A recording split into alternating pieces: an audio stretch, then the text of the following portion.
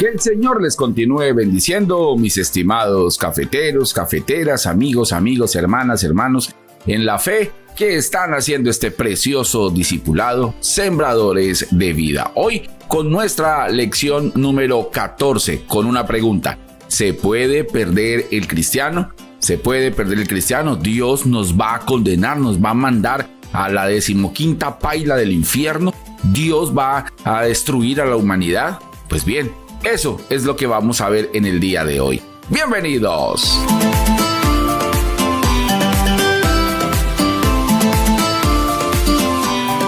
Bien, como ya es habitual, entonces vamos a nuestro material del día de hoy, que seguramente tú ya tienes, entonces vamos por favor a él.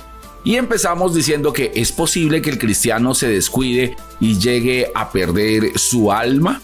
Veamos lo que dice la palabra del Señor al respecto. Dejemos que sea ella la que nos guíe y nos inspire al respecto. En Hebreos capítulo 10, versículo 26 al 31 dice: si pecamos voluntariamente, después de haber recibido el conocimiento de la verdad, ya no queda más sacrificio por los pecados, sino una horrenda expectación de juicio y de hervor de fuego que ha de devorar a los adversarios. El que viola la ley de Moisés por el testimonio de 2 o 3 testigos muere irremisiblemente. ¿Cuánto mayor castigo pensáis que merecerá el que pisotee al Hijo de Dios y que tenga por inmunda la sangre del pacto en el cual fue santificado y ofenda al Espíritu de gracia? Pues conocemos al que dijo: mía la venganza, yo daré el pago, dice el Señor. Y otra vez, el Señor juzgará a su pueblo. Horrenda cosa es caer en manos de un Dios vivo. Y sigue diciendo el mismo capítulo 10 un poco más adelante: no perdáis pues vuestra confianza, que tiene una gran recompensa, pues os es necesaria la paciencia, para que habiendo hecho la voluntad de Dios, obtengáis la promesa. Porque aún un poco, y el que ha de venir vendrá, y no tardará. Mas el justo vivirá por fe, pero si retrocede, no agradará a mi alma. Pero nosotros no somos de los que retroceden para perdición, sino de los que tienen fe para preservación del alma. En esta respuesta bíblica se propone dirigir la pregunta desde 3 puntos de vista importantes. 1. La correspondencia con otras enseñanzas bíblicas. La Biblia declara positivamente que el cristiano puede volver al mundo y perder su alma. Lo encontramos en Ezequiel capítulo 18, versículo 24. Pero si el justo se aparta de su justicia y comete maldad y actúa conforme a todas las abominaciones que el impío hizo, ¿vivirá él? Ninguna de las justicias que hizo le serán tenidas en cuenta. Por su infidelidad que cometió y por el pecado que cometió, por ello morirá. Continúa también diciendo la Biblia en Hebreos 3:12: mirad, hermanos, que no haya ninguno de vosotros corazón tan malo e incrédulo que se aparte del Dios vivo. Antes bien, exhortando los unos a los otros cada día, para que entre nosotros, como dice hoy, para que ninguno de vosotros endurezca con el engaño del pecado, porque somos hechos partícipes de Cristo, con tal que retengamos firme hasta el fin nuestra confianza como al principio. Juan 15:6: el que en mí no permanece será echado fuera como pámpano y se secará, y los recogen y los echan en el fuego y arden. Qué palabra más dura y difícil. Pero bueno, cuando nosotros hablamos de esta parte, que si nosotros nos podemos perder, la respuesta es claro que sí.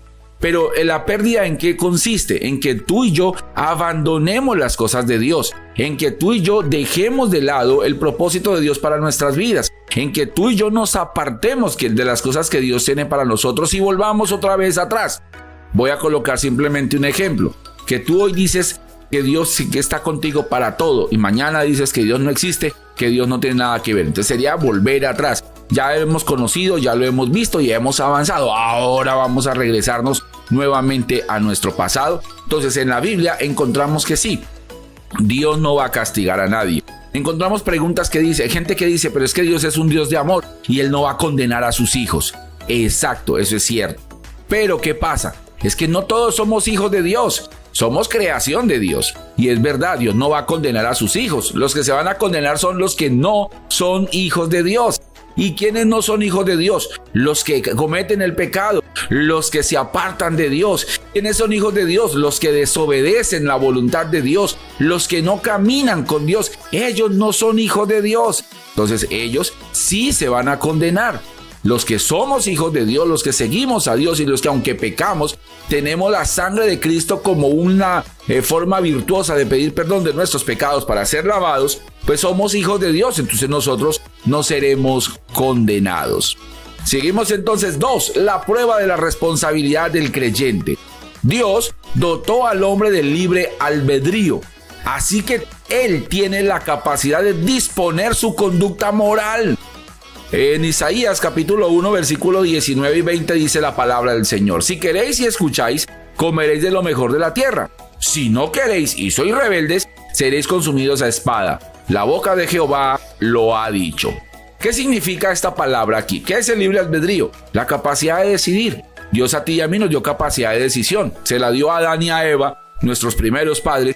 Dios les dijo: mire, de todos los árboles del campo ustedes pueden comer, pero del fruto del árbol de la ciencia, el bien y el mal, de ese no pueden comer, porque el día que coman van a morir. El hombre decidió desobedecer a Dios y bueno, las consecuencias ya todos las conocemos. Entonces, tenemos el libre albedrío, podemos definir nuestra conducta moral, podemos decir, bueno, mire, es que yo soy así, yo hago esto, yo hago lo otro. Claro que sí, tienes la voluntad. De hecho, tú y yo decidimos salvarnos o condenarnos. Eso no lo hace Dios, soy tú y yo. Ya Dios hizo su parte al enviar a su Hijo a morir por nosotros en la cruz.